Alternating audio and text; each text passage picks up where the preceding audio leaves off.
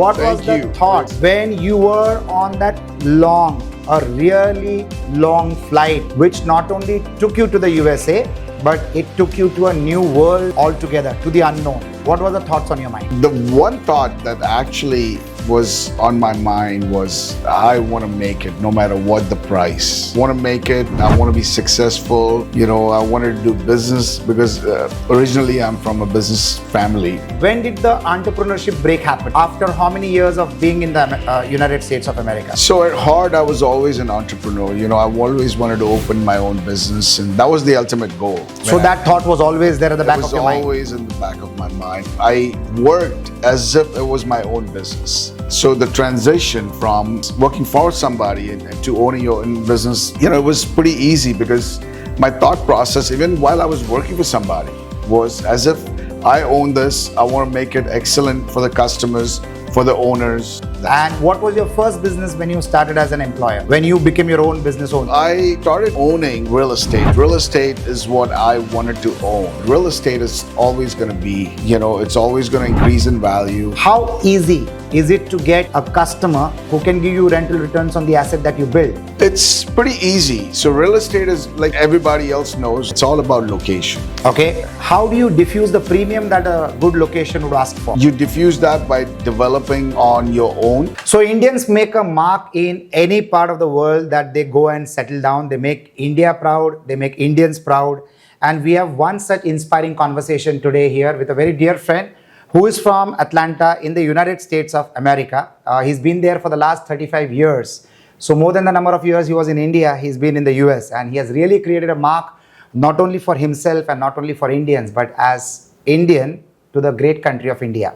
We are going to have a journey conversation with my very dear friend from Atlanta, Mr. Usman Gandhi, and a very inspiring journey that he has lived since 1990.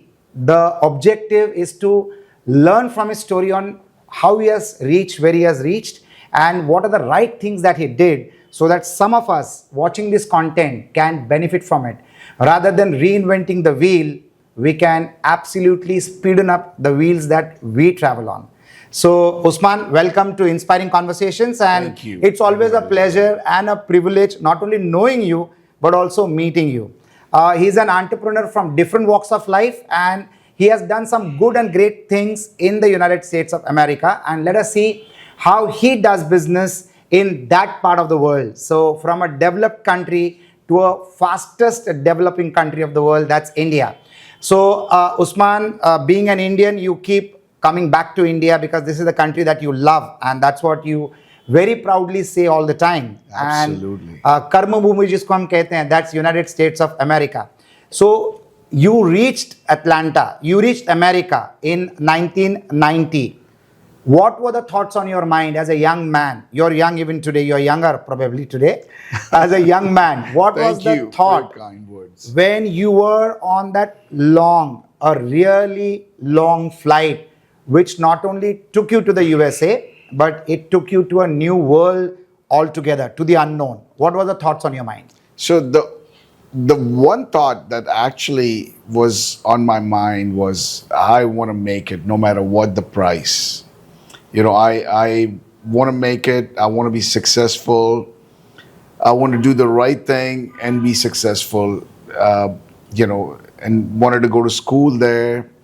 I wanted to do business because originally I'm from a business family, and that was the goal. But, no matter what the cost, I didn't want to come back empty-handed back to India, and, wanted to make my parents proud, my brothers and sisters proud, and the next generation, proud. I was actually thinking about my future family too at that time.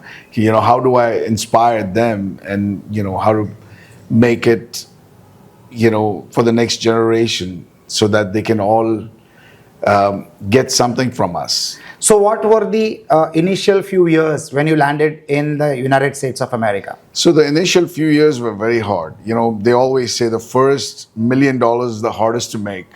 So, when I went there, I started as a sandwich maker in a small restaurant.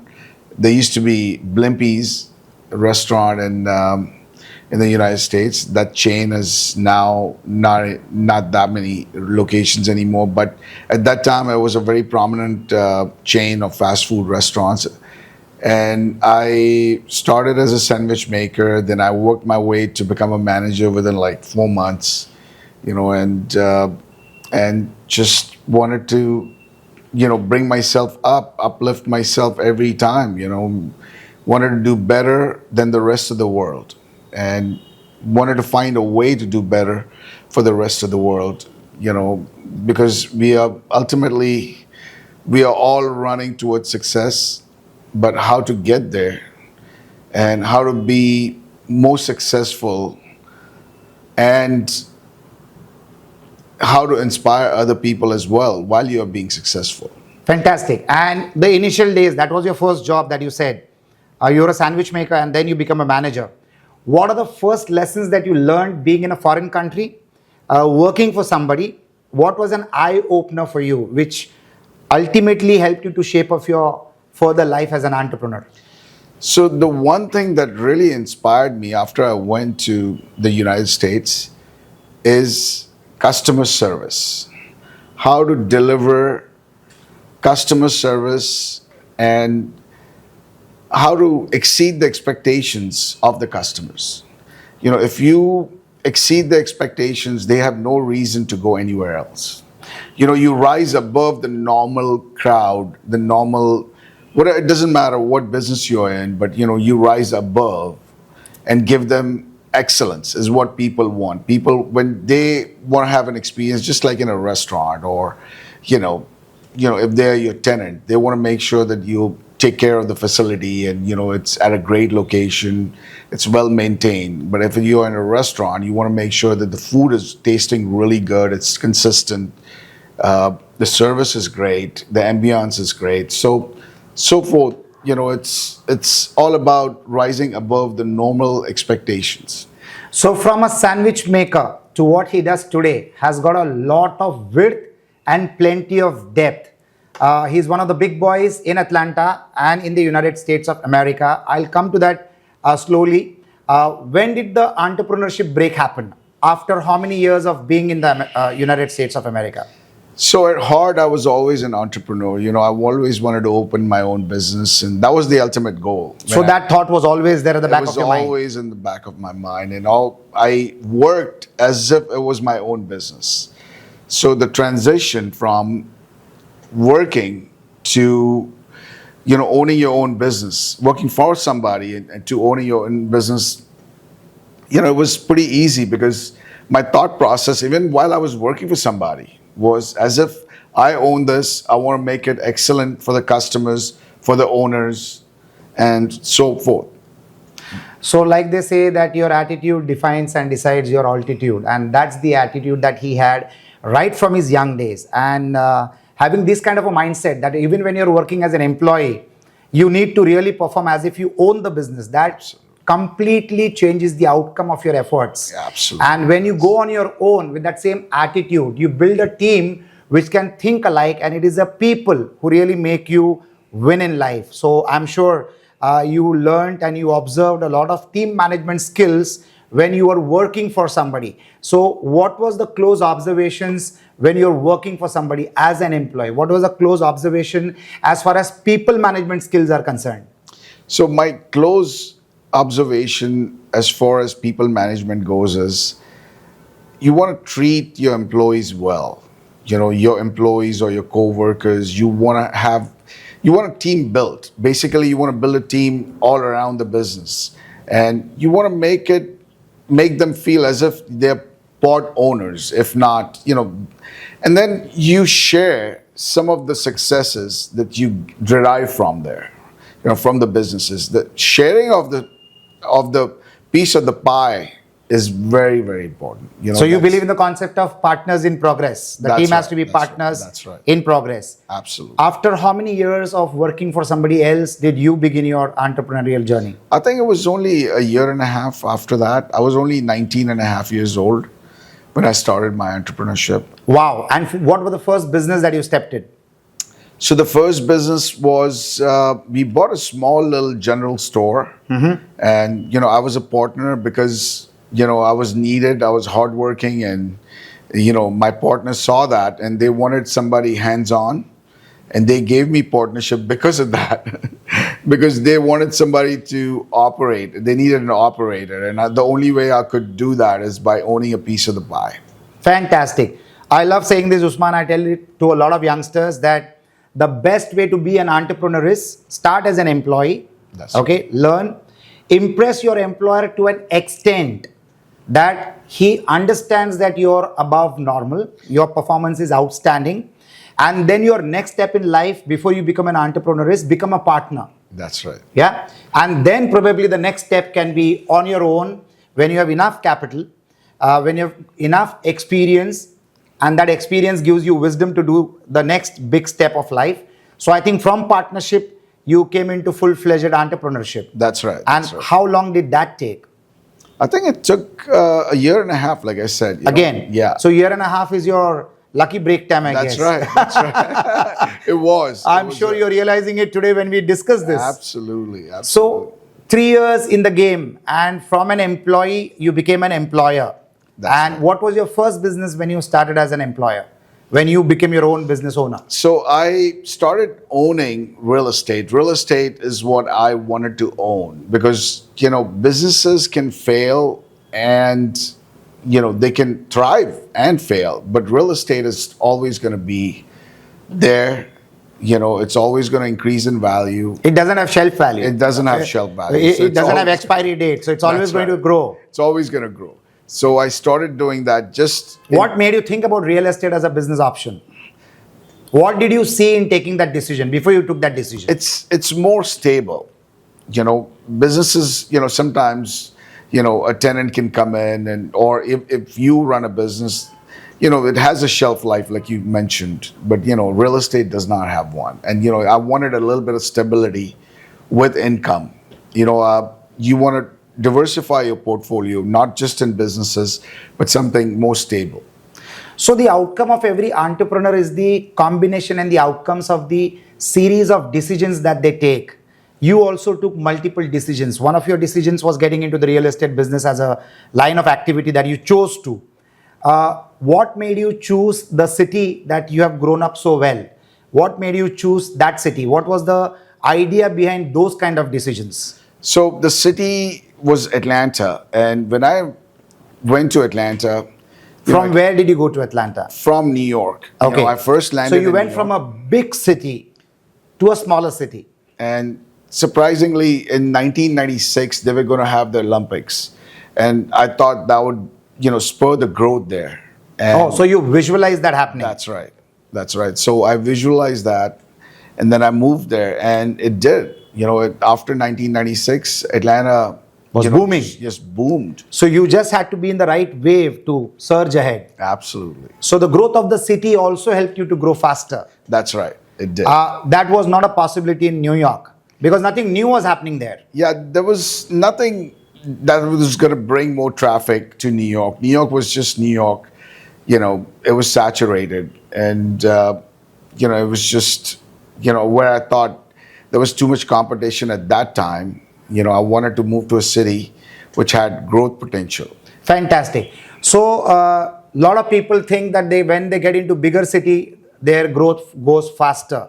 But there are a lot of people like this gentleman here who also decides to getting into cities which are going to grow bigger so that you get the natural momentum of that particular region or that particular city, and which propels your growth much faster than what you would have achieved in a normal big city. And back home here in India, when the whole country looks towards Mumbai, there is a segment of entrepreneurs who have gone from Mumbai to the 2-tier and the 3-tier cities, where the exposure and experience of a city like Mumbai helps them to march faster and think differently than what people would be thinking in those particular cities. So from a New York boy, you came into Atlanta, you knew the pace of New York, you knew the ways people operate in New York, and probably that was your initial winning edge in Atlanta. Right. That's right. That's right. So when you think backwards, do you think that happened?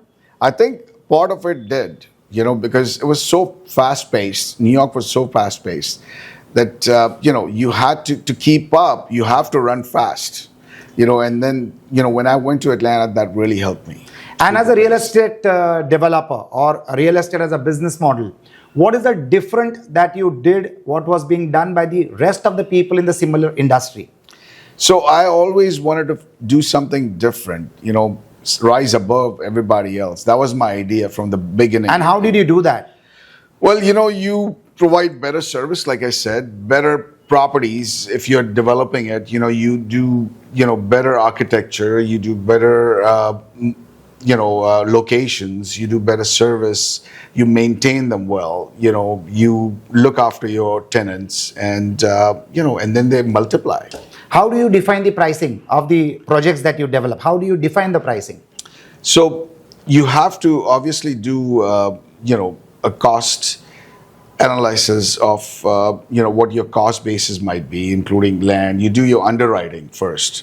You do your construction costs, your land, your, architecture and civil engineering costs, and, you just take it from there. And sometimes, you may not make money in the first couple of years, but you just build value. And, after that, it just, helps you understand that, real estate is, you can't make money from day one in development, at least. You can buy rental properties and start making from day one. But, when you're developing something, there is a gestation period in the development business. There is a development period, and, that takes time, and it's more stable. You're creating something from ground zero. So when you're creating something, it takes time, but you're adding a lot of value to it. Fantastic. So 29 years you've been in the real estate development space. That's right. And how did you do your capital management? Because real estate is a business which depends heavily on capital. So how did you do your capital management in the initial days? So the initial days, we had partners. We took partners. Okay. And you shared the pie. Yeah, you shared the pie. And then, after that, it became easier. And we still do it sometimes. We take a partner in, equity partner, and depending on the size of the project. Depending on the size of the project. And then we go from there. But, banks really help you. Banks, is a great resource in America to, borrow from. If and they also give you a second opinion on a project, because they do their own underwriting. So they'll give you a second opinion on if the project is viable or not, if the project might be successful or not. So can you explain the concept of underwriting for the people to understand? What do you mean by underwriting? When I say underwriting means you are taking the cost basis of a project, and then you apply the return part of it, and you just calculate based on, just for an example, if you're developing a shopping center, you just take the cost of the land, of the construction, and all the, rest of the costs, like the architecture and the civil engineering and whatnot, the soft cost, and then you put it in your system, and then you look at the returns of, what the per square footage rate of rental that you may get out of it, and how many years it's going to take for you to get a return on investment. So real estate development is something that I do as well, but it operates differently in India. It operates differently in the US. In India, we look towards making and selling. In US, people don't sell. They also have the options of retaining it, giving it on rentals, because when you make your own property, your profit margins are so good that your rental returns are also very profitable. So instead of selling the real estate, you lease it out, and that recurring revenue, you keep building additional assets. That's the business model that you follow as well? That's right. That's what we follow. We usually don't sell. Okay. We rent out, and we generate income, residual income, not only for us, but our partners, and, it's for our peers as well. Okay, so that's what happens in India, because when a fund will invest in a real estate project, the fund is interested in rental returns. So it's a bulk sale for the developer, because the fund is investing. So not only does he make good profits, but he also gets recurring revenues in that. Yes. That's because capital acquisition in a developing country is much, much slower compared to a developed country like the United States of America. So the flow of capital, whether through partners, which is easy to get in US, or whether through the banks, it really makes it more interesting not to sell the real estate, lease it out, and then churn the rental revenues to create more projects. That's right. How easy is it to get a customer who can give you rental returns on the asset that you build? It's pretty easy. So real estate is like everybody else knows that, and this is not something new. It's all about location. Okay. So the dirt has to be really good. If the Okay, dirt but- is good, you will get tenants that want to be there. How do you diffuse the premium that a good location would ask for? How do you diffuse that? You diffuse that by developing on your own. Okay. You don't hire, development managers, and you just cut down the costs. Like we have our own general contracting company ourselves. Okay. So that reduces our cost by 20%. Okay. So you just have to find ways of doing that. Okay. You just, So you maximize your profits by reducing the costs. That's right. And what are the strategies that you adopt to make sure that you buy the right location at a better price rather than the market price? Do you create a profit even while buying the location? So you always make money while buying. You don't That's make fabulous. money. I believe in that. You don't make money while selling. You make money as soon as you are buying it. So you always go in. You create an atmosphere for the seller in such a way that he would want to sell it to you. You make it easier on them. You close faster. You give a larger earnest money, and then your reputation comes in the market as well. Your reputation of closing every deal that you've ever put under contract. You do your due diligence up front instead of doing it at the back end. You go in and you do your due diligence, take 15 days, a month, do it right, do your underwriting, do your entitlement, make sure all the entitlement, all the surveys, your zoning, your topography, your utility survey, everything is in before you actually place an offer and you say, I can close this in 15 days. And the seller will probably say, okay, well, how much earnest money you wanted to put in? We'll put in 25% of the total value. And what is the general market? What do they put in? 5%, 10%? Less than that. They'll put in 10,000 or 5,000, maybe 25,000. So when you come But you go on to the 25% of the value of the project, of the land. That's right. So that motivates the landowner to take the decision. Yes, and they actually shows them that you're really serious about doing a deal and that you will close on it because you've also done all your due diligence. You're going to send all your reports to them and say, this is a report of this land. This is what I can build on it, and if you think I can buy it for this much because I'm not going to be able to make money if I don't buy it for this and this price. You do your calculations and your underwriting and you share it with the sellers.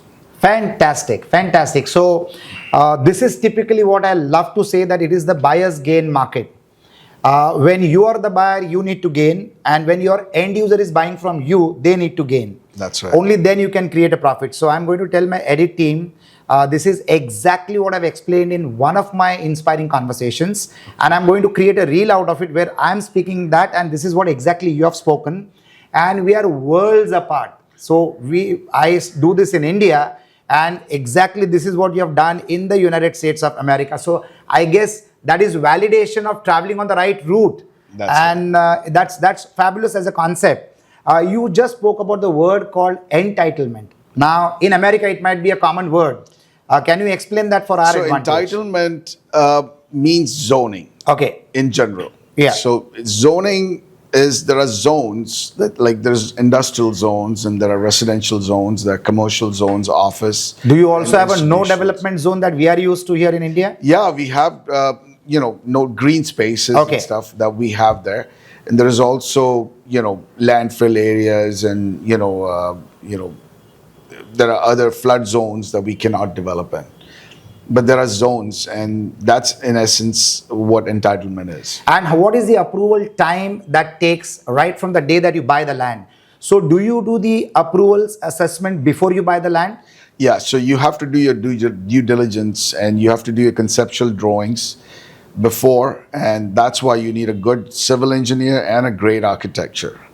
And you go in and you do a conceptual drawings. You go sit with the authorities in your city or your county or your state, and make sure that it's doable.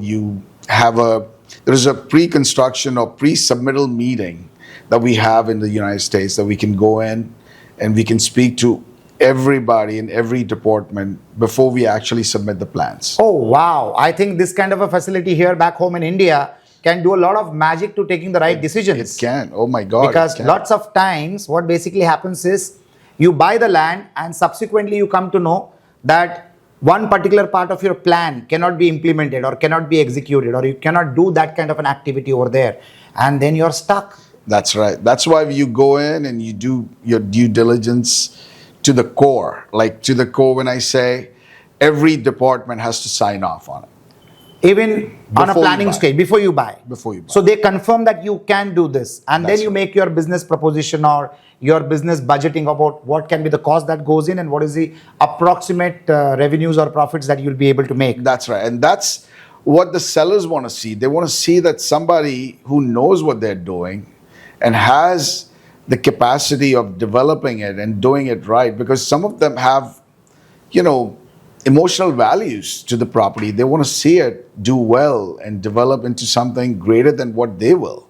So as landlords or landowners, they want you to be successful and you doing the right kind of project in the land that they own. That's right. Fantastic. And what is the turnaround time for doing this? Right from the day that you discuss with the landlord for the location, from that day onwards to getting pre-approved clearances that this can be done over here. What is the tentative turnaround time on an average?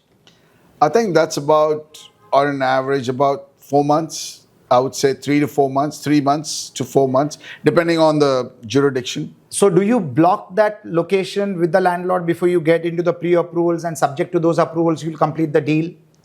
You usually get about 90 days due diligence. But, most of the time, we talk to them and we start the conversation. And that's when we start the due diligence itself. So, when we start having interest, if the seller is interested in selling the land, we start the due diligence right away. So to start doing the due diligence, do you have to make a down payment to the landlord for? No. So what happens if you come with all clearances and the land is already sold to somebody else? Well, usually, when you start a conversation, you're sending the contract and the contract is being negotiated. Mm-hmm. There is a LOI, letter of intent, initially. That gets signed. Without commercial transaction. Without commercial transaction. And the landlords honor that. Landlords do honor that, and, it's non-binding. However, the landlord, usually the property owners do honor that. They do honor that. Okay. There are multiple formats of developing real estate. So for the audience, what all do you do in the real estate space? One is constructing commercial assets. If you can classify, what all do you build? So we've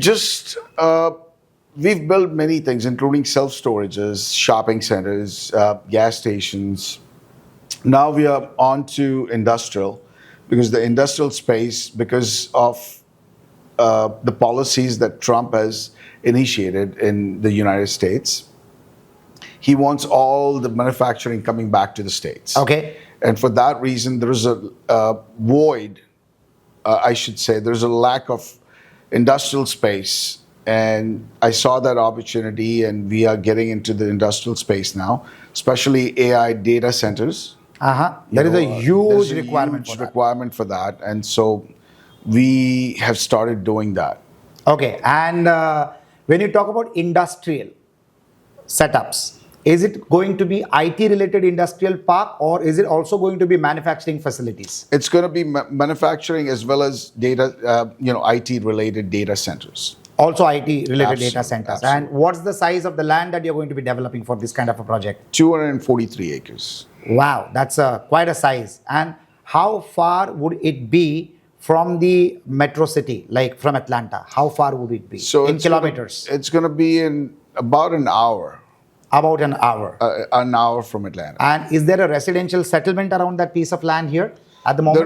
There is a small residential settlement. However, our zoning would give us the flexibility to create something, Okay, some residential zones. some residential zones inside, Okay. for the people who are working there. So in India, we call it as a mixed use. Mixed use is something related to residential, commercial, school, hospital. When there is a large development, locally we call it as township development. That's right. So to balance living in the township so that you don't depend on faraway locations and there is no high intensity of travel to and fro, we call it as a township where everything comes in that particular 100, 200, 300 acres of development. So is there a concept like that in There US? is a concept like that many places in the US, and it's very successful. Uh-huh. However, this one in particular is not going to be a mixed use development. It's going to be more industrial and less residential, I should say. So are there government norms which induces you to build something when the development is of a scale of more than 100 or 200 acres? Are there norms to fulfill that? That's right. There are In many 243 acres, you have to make one school, you need to make one hospital, you need to have one fire brigade, you need to have water management, you need to have power management. Are there such kind of norms that you need to execute? There are many norms. There Okay. are many norms, but the requirement does not allow us to build homes. It doesn't allow us. It doesn't require us, I should say. Okay, so to that's a build choice homes. that you have. That is And the is it choice. restricted in some percentage or it is an open game? So that is part of the entitlement. So when you go in, that's what you negotiate with the authorities that, okay, this is viable for us, and these many homes will develop on site, and this much industrial. And so that's part of entitlement and rezoning. You spoke about self-storage in real estate that you're already operating. Can you explain to our advantage what is the concept of self-storage? Because here it's not a very common term. There are storage facilities, but what is the concept of self-storage in real estate? So self-storage is when you run out of space. And, in the United States, it's the number one consuming market of the world. Yeah. It consumes everything. Like, it's the number one market. It's a spend economy. It's a very People spend keep economy. buying. Absolutely. Yeah.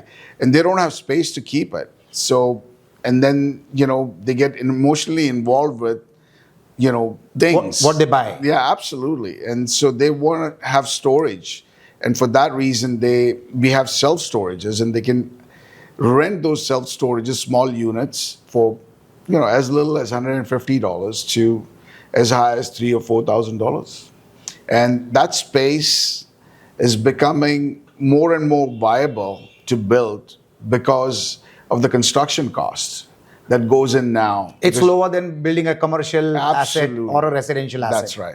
It's so easy to build. There's no plumbing. Hardly 2 restrooms is required to build a whole facility. There's no showers. There's hardly kitchen. anything. No kitchen. No plumbing.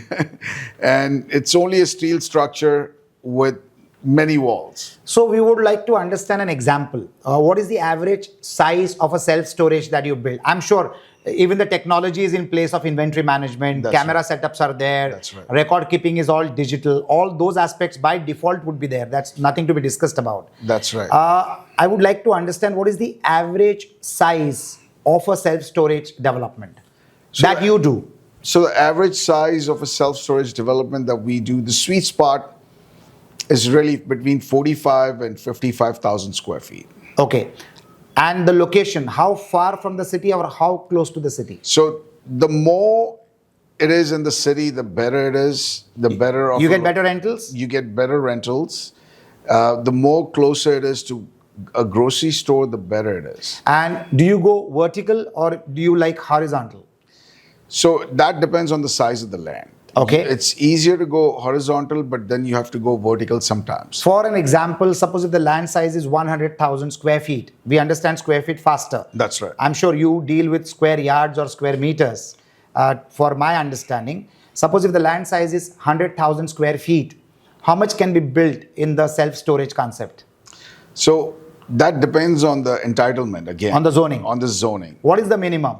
So I think you can build, if you go vertical, you can build 100,000 square feet on 100,000 So square that's, feet land. in India, we call it as 1 FSI. One FSI. Floor space index. That's right. So over there, you get it 1, or you have... You can actually build a lot more because, you don't need to build parking, too much parking spaces, too many of them. How much lot more? You 2 can go- FSI, 3 you can- FSI? You can go up to 3. You can go up to 3 FSI. That's right. So 100,000 square feet land can have 300,000 square feet constructed area. It can, yes. So if you as a want. real estate developer, when you build, and let's assume that you have built 1 FSI, so do you keep provision for expansion in the future on the same land on additional floors? You can. Do you keep it? I usually don't because I want to get in and get out. Okay. I so you usually- lease out and then sell the whole unit? No. So we finish a project Okay. based on growth in the area, immediate Okay. area. So right now we are actually doing 140,000 square feet in a 5-acre project. Okay. 5 acre. 140,000 square feet in 5 5 acres. 5 acres is around 200,000 square feet, and you're Yeah. doing 140,000 square feet. That's right. It's So that's actually- less than 1 FSI. That's much less than 1 FSI, but 140,000 square feet is going to suck in, all the homeowners in that area. So that for is sufficient. That is going to be more than sufficient for a very long time to come, for at least 5 years. So for my understanding, on a 200,000 square feet, you're making 140,000 square feet. That's constructed right. area. That's right. So do you go vertical or do you go horizontal? So on that particular project, we are going vertical and horizontal. So there are 2 aspects in self-storages. One is outdoor self-storage and one is indoor self-storage. One is called non-AC and the other one is called with the AC, where you're required to store, nicer stuff that Yeah. requires climate Air control. conditioning. Well, it's called climate control. Oh yeah, because it is air conditioning and heaters, both. That's right. Yeah. So climate control and non-climate control. Okay. So typically as developer, what we do in India is, if we want to exploit the full value of the land, so if we go vertical and if we can use the open land for some other purposes, we typically try to do that. And there used to be a time where we build an X FSI today, and as the demand increases, then I can build additional floors. So the strength of the structure is planned with future in mind. Like for example, for a project like a school or a college, we are definitely school or a college or a hospital. We are restricted by how much can be built, but that restriction over a period of time keeps changing. So when we get more permissions to build more, then we expand our construction capacity also. So there is more revenue we added and there is more flexibility, because here in our places in India, and especially like a place in Mumbai, the cost of the land is the biggest part of the cost of the project.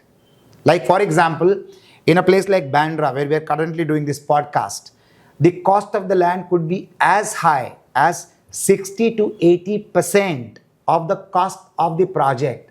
Your construction cost could be anywhere between 10 to 30% only, because the price of the land is so expensive. So we really need to monetize the land well. So our planning is completely different. So do you do that in your self-storage business? No. That you can construct additionally when the houses increase and the demand for storage is more than what you can supply? So in a very, very urban environment, maybe yes. But, if it's semi-urban, no, because your land cost is not as high here as, in urban. So in a semi-urban environment, your land cost might be 20% of your construction, total project cost. So the total project cost, if the project cost is say $10 million, you're talking about the land cost to be not more than $2 million. That's right. So that makes it very interesting. And on this example, what percentage of the project cost is your construction cost? So the construction cost is usually, including all the soft cost and carrying cost, it's usually about 60%. Oh, wow. So it's reverse. It's reverse to what happens here in Mumbai or especially in India. after the tariffs that just kicked in Okay. from Trump. So the 60% is your project execution cost. That's right. Other than the land cost. Absolutely. And typically on a project, suppose if the revenue is $10 million, what's the approximate net profits that a project can achieve out of the experience that you have in the industry, average? So because our cost is lower than the normal Developers cost. developers cost, Because you have your own construction license. GC license, yes. That's called GC license. General contracting Okay. license. So you try to save money in all the activity related to the development of the project That's as right. much as possible. Yeah, all the subs, all the subs of all the trades, including framing, steel, we save money on all of them because, we deal with the same team, everywhere, most of the time, Okay. So dealing with one team that takes every project and goes and runs with it, helps them. It also helps us because we know they do good work and they know that they'll get paid on time. And what is the net that a developer would achieve at the end of a $10 million project? I would say easily about 20 to 25%. So 25% is the tops. Yeah, and then, we usually don't sell, but it increases as time goes by, as the rents increase and matures. So you leverage the rental revenue to create more funding possibilities so that That's you can right. build more. That's right. So you're not in the race to sell. Absolutely not. Oh, so that is the toughest part of a real estate activity in a developing country where developers do want to sell as they build so that majority of the project funding happens from the sales funnel. That's how we back home here in India look right. at That's the right. particular project.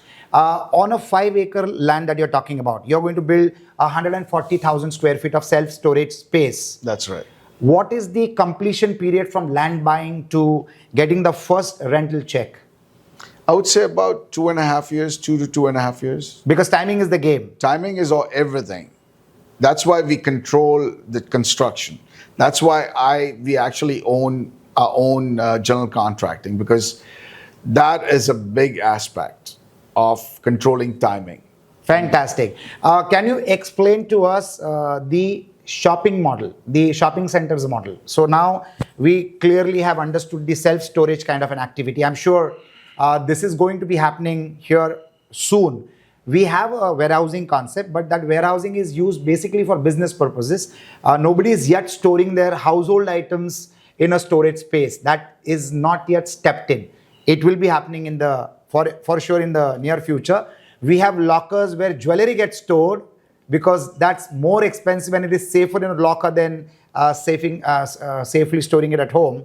But for the goods that we use, it's yet to step in. It will happen probably in the next 5 to 15 years' time, at least in metro cities like Mumbai, Delhi, Chennai, Bangalore, or Calcutta. That would be happening. So as I see it, and that as the construction cost rises, apartments and homes are going to become smaller and smaller. And when that happens, the requirement of storage will increase. And that's when the self-storage will really kick in. So that is a straight correlation. There is. The size of the apartments going smaller, and there the self-storage facilities will step in. Absolutely. Fantastic. So it's an economic factor. It is. As the square footage goes expensive, people will look out for options. Otherwise, there are people, we are used to storing a lot of stuff in the additional rooms or the additional space that we have in the houses that we live in. So that will change once the square footage becomes more expensive. That's right. Okay. So how is you build a lot of shopping centers, and friends, I have seen some of his developments back in Atlanta in the US.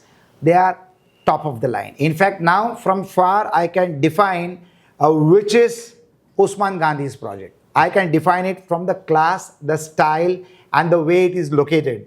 So what is the shopping center concept and how do you operate that as a business model? So, like I said, everything is about the quality of dirt in a shopping center. Okay. And then, how nicely or how good your location is, and then how good your development is in terms of architecture. If it's attractive, people usually want to go to attractive places. They want to go to nicer places. Mm-hmm. The standard of living in America or India has gone through the roof, and everybody wants to live nice and go to nicer places where the service is nice and it's everybody who's actually providing better and better and better, the competition is through the roof. So you want to do the best you can to develop something nice. So what is the business model of a shopping center in Atlanta? So the business model of a shopping center is to develop something where there is a void, there is a lack of retail, but the demographics are calling for it. Like we look at the demographics in terms of number of residences versus number of shopping space, square footage. So there is a mathematical calculation before you embark on a project. Absolutely. And then there is, the income levels of that particular demographic that we look at. What kind of income levels, and race also kicks in, is one of the factors. But usually the income levels and the competition and the lack of retail space in that particular area. So typically, how do you plan a shopping center? How do you know in advance on who can be the potential clients who will be your tenants in that particular shopping center? How do you plan it? So we do a survey. What we do is we have 100 top retail and medical facilities that we survey, and we find out what's lacking in that particular area. And then before we even start building, we approach them. Do you sign them up before you start building? You sign an LOI. Okay. And when you sign an LOI, they usually come through with it. Do they get an early bird benefit if they do it in the beginning? Absolutely. So that is the motivation that you give to them. Yeah, you give them the motivation. One of the benefits that they'll have is you'll build it out according to the specs. Okay.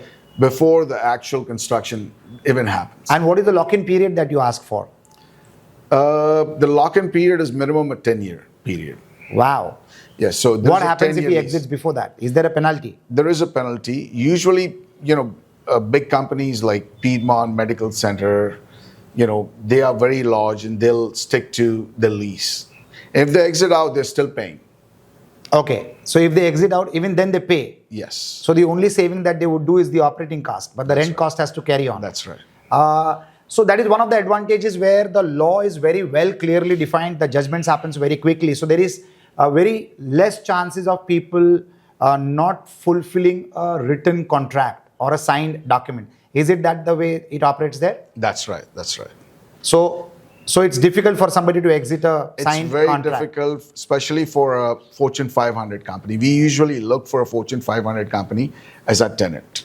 And there are professional agencies which help you to do that, or you have built your network which gets you into it? Well, there are professional agencies as well that, I need to go. Okay.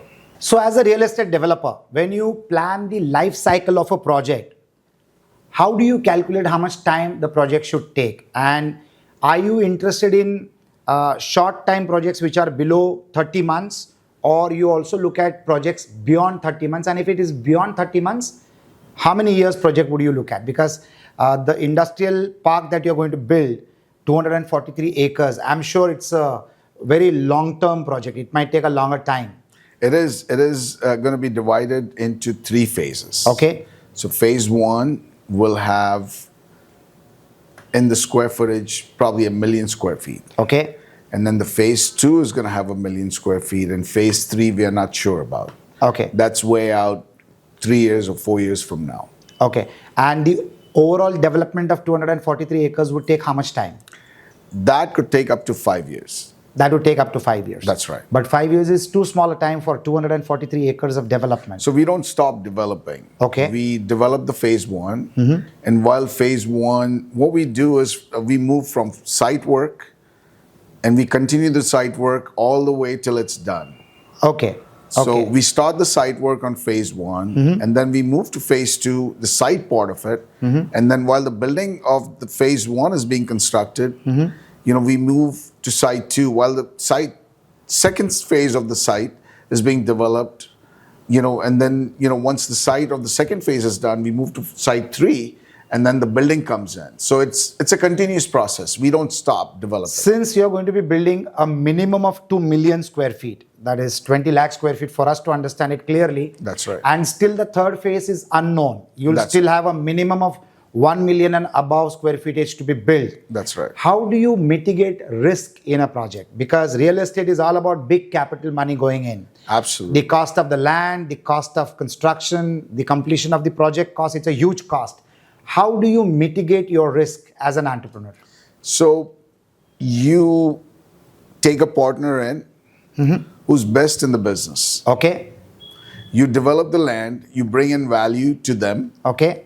and you bring in value to them in other ways. You finance a part of it, or you develop the land, you bring in the land, and you just get into partnership with somebody who's been doing this for 50 years, 60 years. Wow. So you have got a matured, experienced, well-networked, well-connected partner who will make the journey of your 1 million square feet comfortable. That's right. They will make it comfortable. Absolutely. Okay. So you get a better partner, and he has a role to play. Absolutely. And his role is to make the product successful once it is built by you. That's right. He also gives you inputs on what should be built and how it should be built. That's right. The height of the warehouses. Okay. The docks of the warehouses, truck docks, how many, where is it should be located in a building, how many offices in a building, what part of it is going to be office, how many square footage of office versus warehouse space, because you're going to need a small office inside the warehouse to manage that warehouse. So all of that input comes from a partner. Okay. Now you have developed shopping centers, you develop self-storage centers, now you're developing data centers. That's right. So, and also commercial complexes. Shopping That's centers is commercial complexes. Absolutely. The square feet revenue generation of every end use is different. That's right. So in these three categories, which is the best per square feet revenue generation? Which is the best? Among self-storage, your shopping centers, data centers will be a new experience. So which will be the most productive on a square footage basis? So it all depends on how management intensive it is. Okay. The more management intensive it is, the more productive it is. Okay. The more profitable it is, I should say. Okay. So if it's shopping centers, it's a little bit more management intensive. So it's more profitable. It's a little bit more profitable.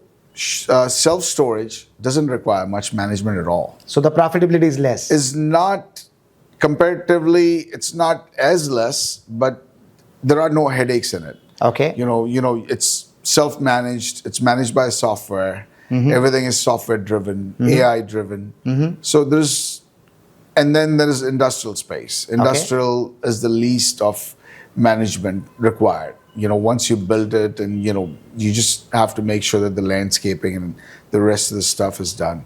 But usually large companies don't like to move the industrial projects or the industrial factories, because that cost is so huge that it does not allow them to do it. Excellent.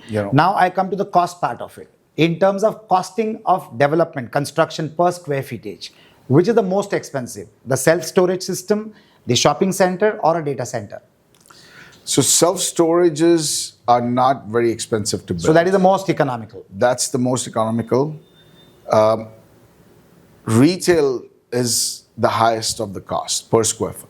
Per square feet. To build. More than data centers? More than data centers. Wow. Because data centers would have an additional capacity of power as well as water. That's right. Once you have the infrastructure, which is provided by the government or the power company, usually they bring in to you. Okay. And then you connect it to your building. Okay. So the next project that you are going to embark into is the industrial development, because now the mood of the country, the United States of America, is make in America. Made in America, yes. Make in America, which is made in America. And that's right. Are there enough incentives given by the government for this decision? And again, like in the last 1 hour that I'm talking to you, I have understood one thing about you, Usman, that you like to ride the wave. You did that 29 years back when you got into the real estate in Atlanta, when you moved from New York to Atlanta. That's right. Where Olympics were going to happen. So you knew that the development of the city is going to multiply. That's right. And that's where the growth value is going to be. That's right. Now we are doing that similar thing with the nation's growth of made in America or That's make right. in America. So that's the wave that you're riding. That's right. Now, is this a conscious decision or is it a inherent thinking pattern that you have developed? I think Do you process your decisions? I do process my decisions. Do you know. validate them? I do. I validate them. I talk to people who are best in the business. I stay in touch with my industry. I hire the best people, the best consultants in the industry, and you take in a partner who has been doing this for many, many, many years. So that helps a lot. So your risk is hedged. That's right. He comes with experience, he's been there, done that, and you're going there and want to do it. So it's a combination of both smart minds together. That's right. And I'm sure you're going to be the more robust partner on the ground, whereas he might be the more robust partner in the strategy. That's right. Is that the combination? That is the strategy. Yes, that's And the is combination. that the combination? That is the combination. And you have to bring something to the table for him to come with you. Okay. If you don't bring anything to the table, it doesn't give them a reason to make you a partner. So you connect your decisions with the economy of the nation and the decision making that's happening at the center. That is right. That the policies of the government drive development. It Excellent. drives the development. How much time would it take, or it would have taken for you to get the compliances done, get the entitlement done for a size of 242 or 43 acres? So usually cities and counties, they are very happy if you bring a large development to that area, and they'll also give you tax incentives for bringing employers actually who are going to hire employees in that area. That brings their percentage of unemployment down, and it creates more jobs. So coming to people, like for you, when you take a large project, you typically would partner with somebody who's strategically stronger and more experienced. That's right. People are the most important element of any business. Absolutely. That we all know as entrepreneurs.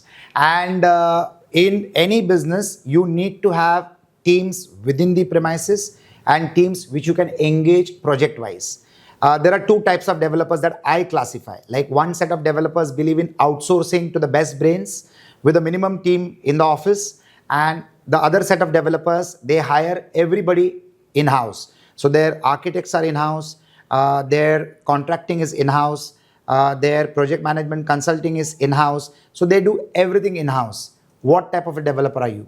So I do it where we actually outsource a lot of it, and a lot of it we keep it in-house. Okay. So I'm from the mindset we can do both. The reason why I do that is the best brains don't always want to work just for you. Absolutely. They want to work for other people too. It's hard to get them to come in in-house for on every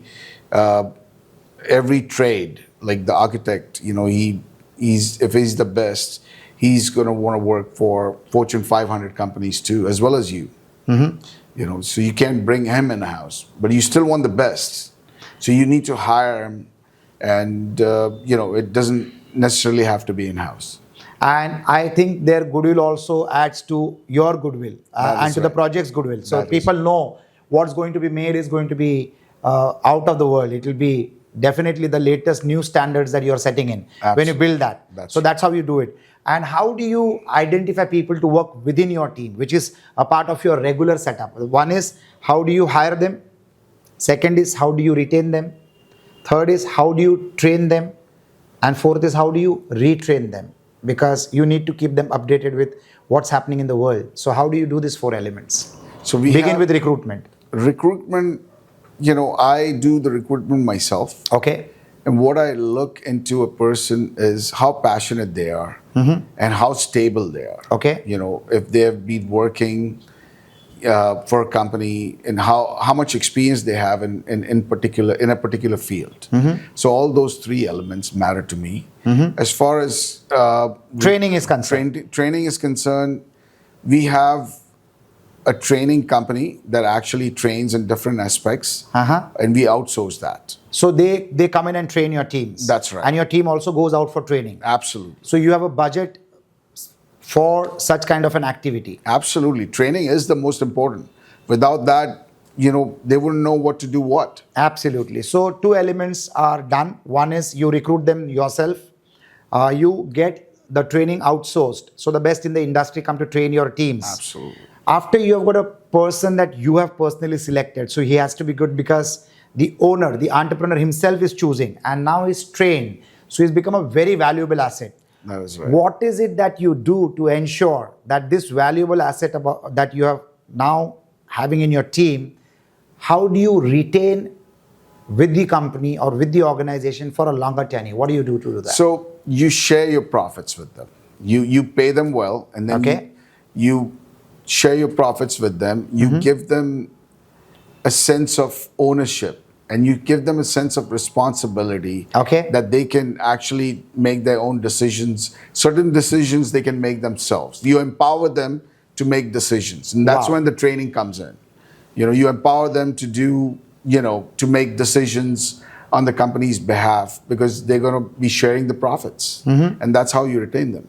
So partners in progress is what I love to say. Absolutely. So that's what you make them do. Absolutely. How do you keep measuring their productivity? Because sometimes in organizations, when the people stay too long, their productivity dips. There are some people who will hit the roof and cross beyond that.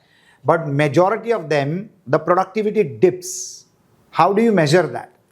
So- do you create milestones for each one of them Absolutely. in the top management? Absolutely. So there is milestones that, a certain project has to be completely done. We have deadlines that a project cannot take more than a certain amount of time. And if it's not met, then, we have to decide whether we let go of a project manager or not, or an employee. How do you measure the progress of each project? What is the frequency of you to keep auditing what's happening?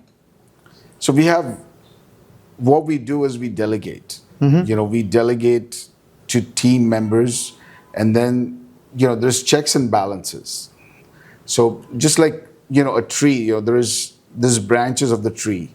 So, we delegate to supervisors and managers and, And what is the reporting system that happens to you for you to understand that everything is as per the time goal to be met? So we actually meet once a week, with the supervisors, and we get a report once a week on how the project is performing and how it's actually moving ahead. And is it on time, or is it on budget, on time, and what's the progress on the project? So you have done recruitment, then you have done training, then you have done retaining. That's right. Then after retaining, how do you retrain the people? Because training should be a continuous process. So learning, it's a continuous process. So you keep training them all the time. Absolutely. And including myself. Yeah, that was my next question. Yeah. So I have to retrain myself Yes. as a CEO of the company. Okay. And you do that consciously. Absolutely. So you'll be surprised to know, but he has got grown-up children. So he looks younger, he looks unmarried, but he's married with children who are grown-ups now. And the next generation, Thank you for the kind words. the next generation has stepped in. And his daughter and his son are into business with him. What kind of culture training are you going to give them? Because now your team is used to you, and now they are also going to be responsible and in coordination and working shoulder to shoulder with the next generation. So how are you going to ensure that that's going to be smooth without any hiccups, hurdles, or obstacles? So you hire them initially as employees, and they have to work their way up.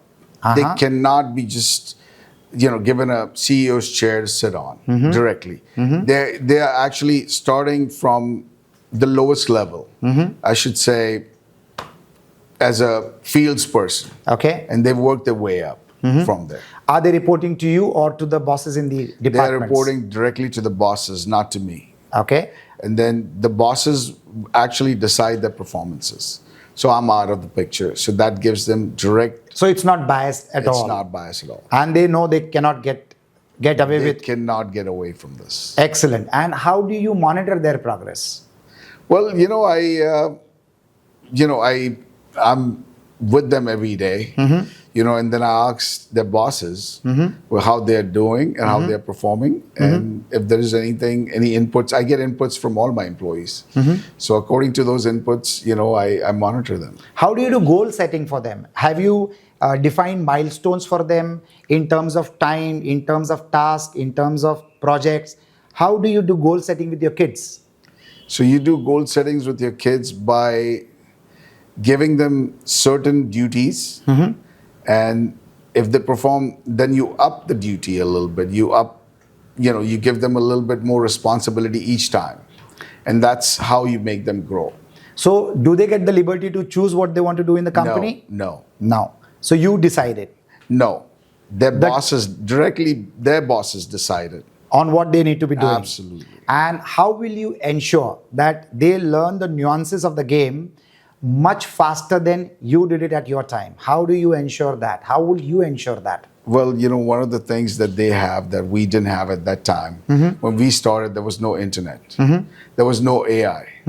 They are going to be better than us because they have internet, they have AI, they have, a company that's already established where I had to establish my own company. And they have the basis that, I didn't have or we didn't have in general. So, I think they have the platform and the education that we had to come in and educate ourselves and how to do better and, have the fire to do better. Whereas they have a platform already made.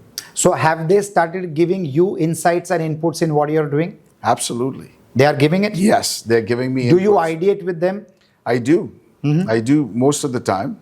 But then there are certain times that, certain things we don't agree with, which is, in fairness, actually benefits all of us. Do you implement their suggestions? Because they are young minds. They are the children of tomorrow. That's right. I do implement some of them, especially when it comes to technology. They want everything to be automated, whereas I'm not a very big fan of complete automation, whereas, there has to be some input of human. So, that's where they come in and I come in and we cross paths and then we decide and then we do the underwriting on that and how do we actually go about doing it? What are the advantages versus the disadvantages? So you're an entrepreneur and when they come to the office, they are the employees of the organization. Absolutely. They're not your children.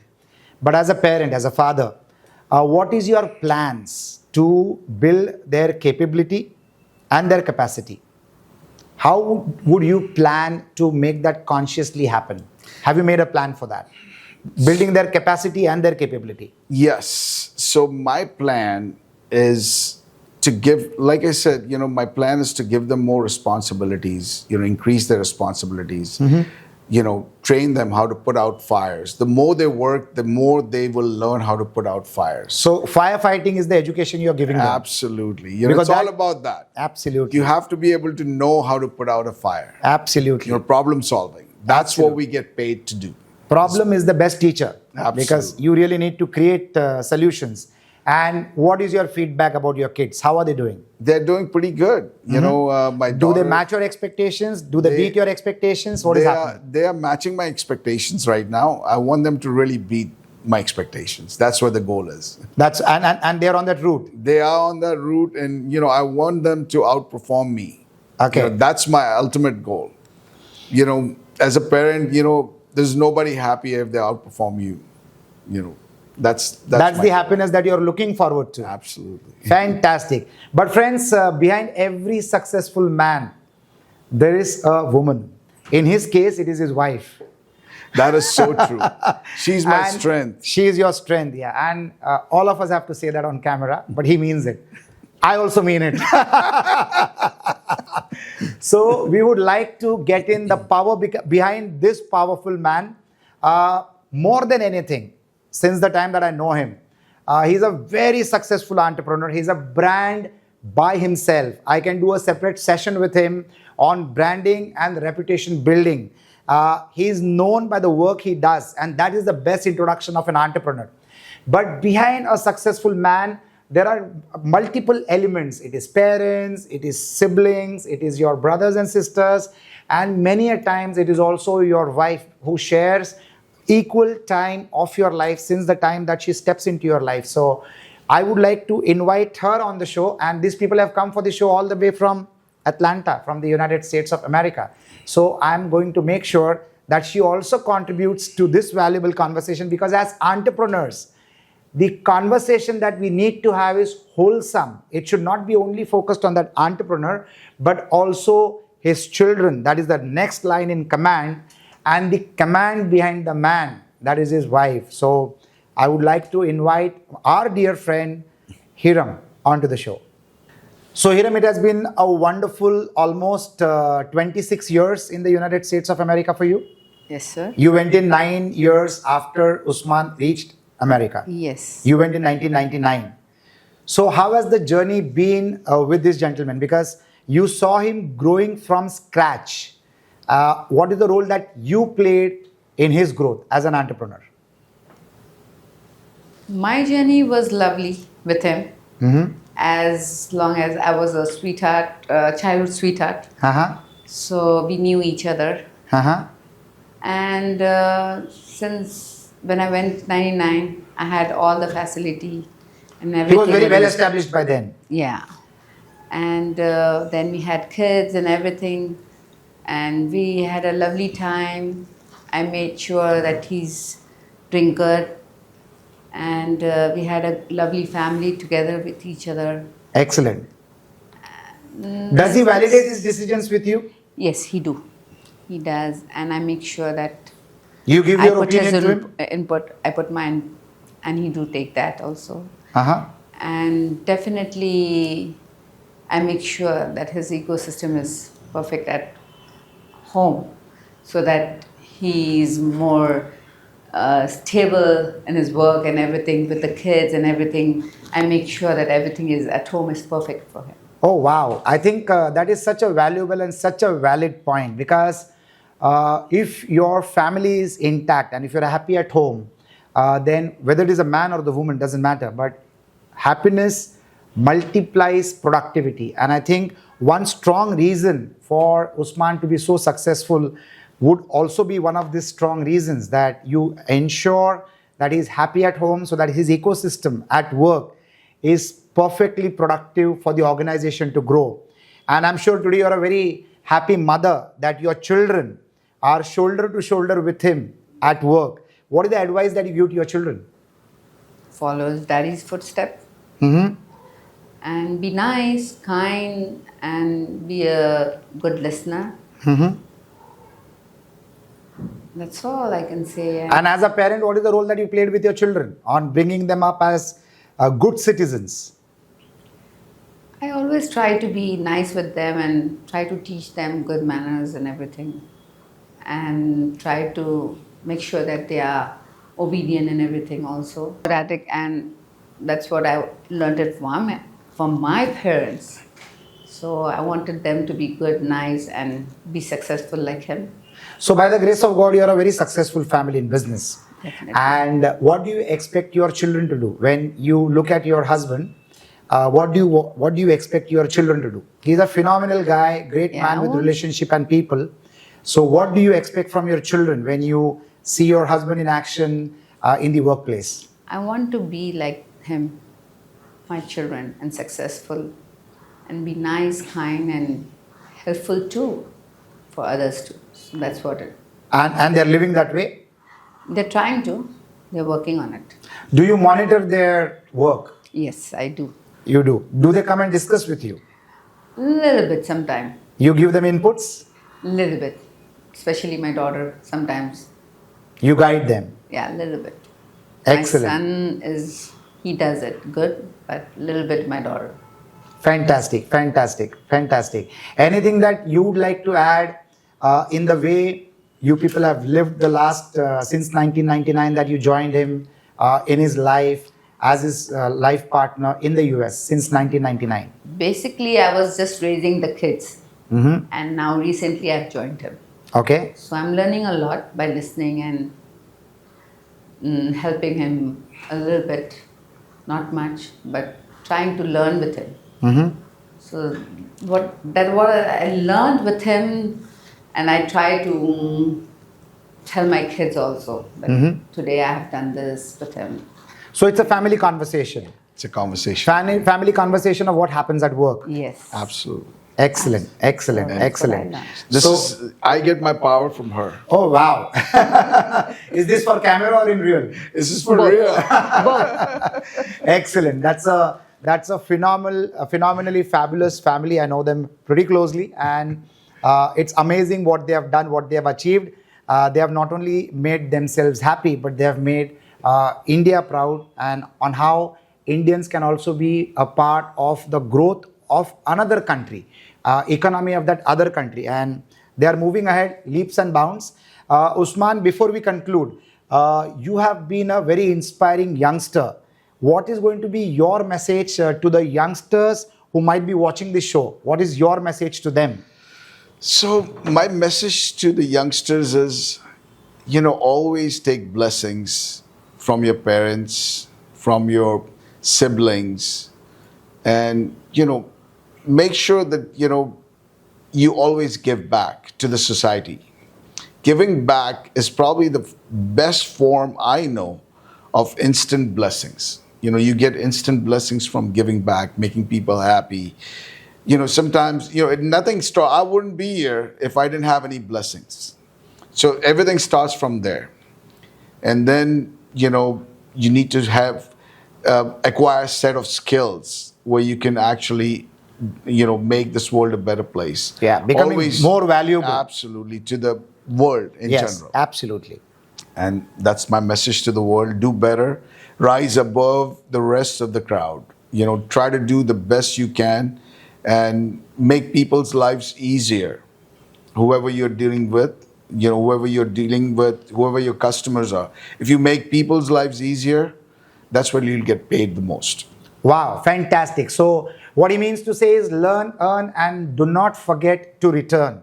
That's what his message is, and that's what the message is from every successful entrepreneur from wherever they operate in the world. Friends, this is Agnelorajesh.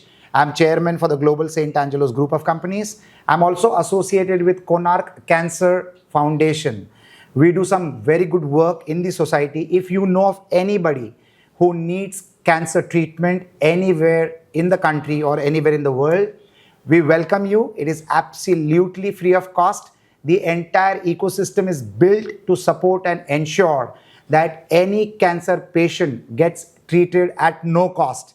It's our give back to the society. You can connect with us on our social media handles, and my team will get in touch with you and ensure that the life is saved. Signing off, Agnelorajesh. Thank you so much. Harmony, bliss, soulful joy, all in one bite. Ragi-based pizza with fresh seasonal vegetables. And I can eat the whole thing by myself, guilt-free. Go for it. The whole thing is mine, huh? Not you.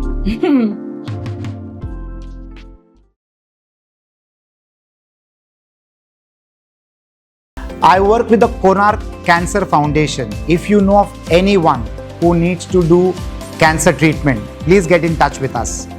Everything will be done by the foundation. You just need to get in touch with us. You just need to inform us, and we'll do everything that needs to be done to save the life. You can do the good deed just by referring somebody who needs assistance and who's suffering from cancer. The entire treatment is going to be totally free of cost. Please get in touch with us at Konark Cancer Foundation. Thank you.